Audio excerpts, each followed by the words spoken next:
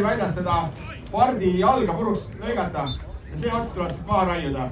Ja siis on ta valmis ja maitsestate kergelt soola ja musta piprega.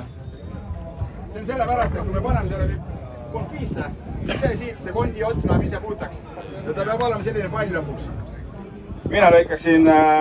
Mina lõikaksin zukiinid näiteks kolmnurgaks, mis on nagu hea grillida, aga enne seda, kui ma hakkan need kolmnurgaks lõikama, ma lõikaks selle kolmeks, grilliks terve selle ära ja siis lõikaks kolmnurgad.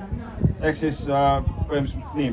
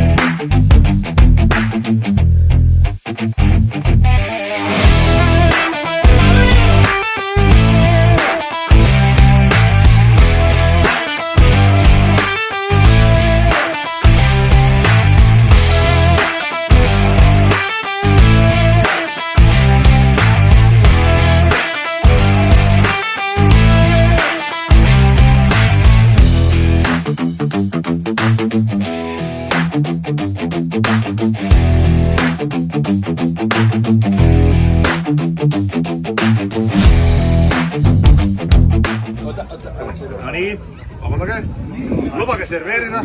Nii. Pärnumaa kõige suurem lauatööti siia.